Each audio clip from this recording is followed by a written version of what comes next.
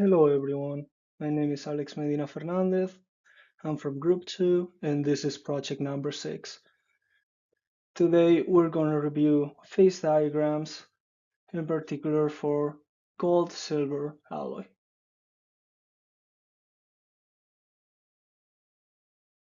For this phase diagram, we're going to look at a microscopic structure of gold-silver with 40% weight in gold, and we're going to take a look at the differences between fast quenching and very slowly cooled alloys.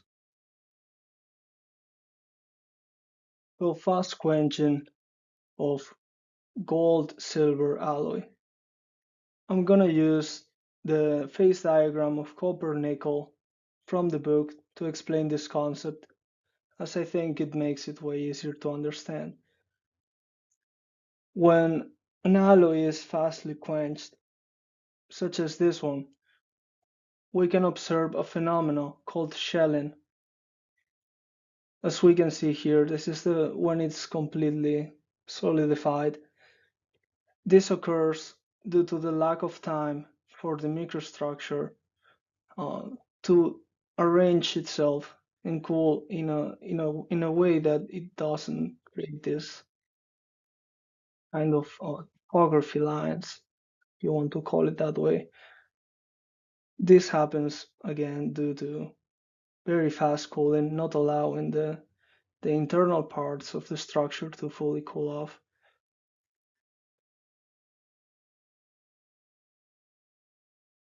Now, on the other hand, taking a look at very slowly cooled alloys, we see a big difference, not so much in the liquid phase, but definitely in the solid phase, as we can see that the structure has time now to rearrange itself into a more uniform structure, which ends up resulting in sort of disarrangement.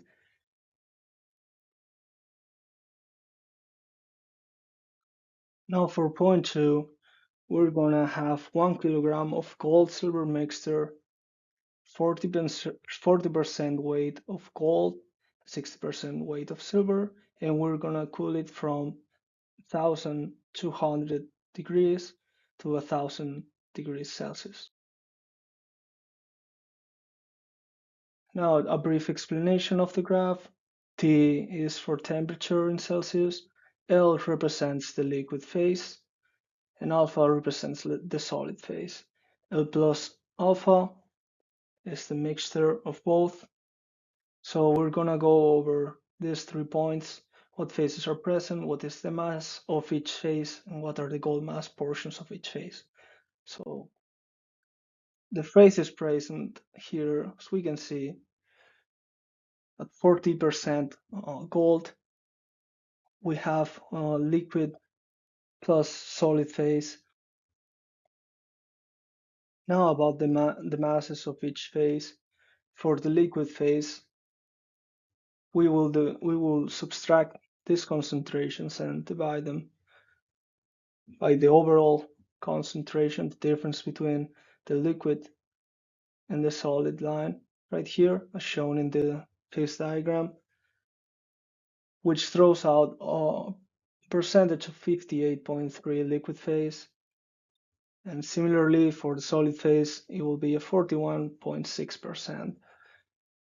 Now, since we have 1 kilogram, which is multiplied by the percentage, and we end up with a total mass of liquids of 0.583 kilograms, and for the solid phase, it's going to be 0.416 kilograms.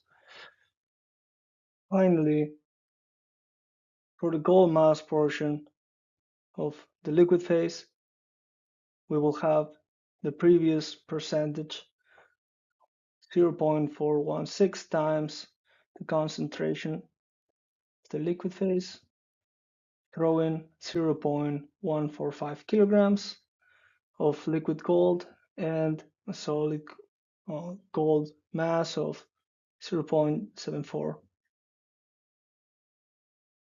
Hello everyone, my name is Dimitri. And for my part of the project, I'm explaining how gold/silver alloys can be used to make a memory device that behaves somewhat like how the brain stores information, and why gold/silver works better than copper/nickel for this purpose. So in gold-silver alloy, silver ions are able to move when we apply voltage, and when these ions move around, the electrical resistance of the alloy changes. If we repeatedly apply electrical pulses, the conductive path becomes stronger. If we stop analyzing pulses, that pathway gradually weakens again. So this strengthening and weakening is similar to how the brain strengthens or weakens connections between neurons. So why this works? This works well because silver ions move very easily inside the gold lattice. Even small changes in where the ions collect will change the conductivity. Since the materials can hold onto their resistance state after the pulse is removed, the alloy basically remembers, in quotation marks, the previous electrical activity. So when we compare gold/silver to copper/nickel, the gold and silver performs much better for memory type behavior. And gold and silver has high ion mobility, stable electrical behavior, and it doesn't corrode. So it switches pretty reliably. However, copper and nickel, on the other hand, has low ion mobility and is more resistive. It also oxidizes much more easy, which makes the resistance change much less predictable. So overall, which alloy is better? The gold and silver is the better option for creating this kind of memory device. It switches consistently and has strong ion mobility, and it can maintain different resistance states clearly. Copper and nickel just doesn't offer the same stability or responsiveness. That's why gold and silver is preferred when trying to mimic brain-like memory behavior. My name's Jack Rummel, and I'm going to do part 4 of the project where you have to calculate the density of gold and silver based on their atomic mass and their radius. They're both FCC crystal structures. So, um, we also know that in an FCC crystal, each cell contains about 4 atoms. And to find the density, we use the basic formula where density is equal to the mass of the atoms in one unit divided by the volume of that unit cell. So, here are some things that we know. We know that each FCC unit contains 4 atoms, like I said. The relationship between the atomic radius r and the cubic lattice parameter A for FCC, know that the density is equal to 4 times the atomic mass per atom divided by the lattice parameter cubed. The lattice parameter A for FCC is related to the atomic radius, where A is equal to 2 times the square root of 2 times the radius. We also know that to calculate the volume, we first need the lattice parameter, which we can get from the atomic radius. For FCC structure, the lattice parameter A is equal to what we already said, which is A is equal to 2 times the square root of 2 times R. We know that both gold and silver have approximately the same atomic radius, which is things we know continued. We also know that the some constants, we know Avogadro's number, 6.022 times 10 to the 23rd. And here's the atomic mass of gold and silver, respectively. And their atomic radius is approximately the same. So, to determine the density for gold, the calculation here, here's the formula up here. We know the density is 4 times the atomic mass divided by the lattice parameter cubed. So here's the lattice parameter A. If we plug in the radius that we had earlier, we get A is equal to 4.073 times 10 to the negative 10 meters. For the volume, we just plug in A, which we got up here, times the third, which is to get help us to plug in for our density value. We get 6.76 times 10 to the 29th meters cubed. And for the mass, since the atomic mass is in grams per mole, we're going to times it by Avogadro's number, times by the 4 atoms per cell for the FCC structure. Therefore, the density is going to equal 1.31 times 10 to the 21st divided by the number that we got up here for the volume. That's going to give us our final density of 19.36 grams per centimeter cubed. Now, using the same calculations for silver, we also have the same formula up here. We're going to just basically do the same thing. We found A, we found the volume, and we found the mass per atom because we know it's in grams per mole, so we times it by Avogadro's number.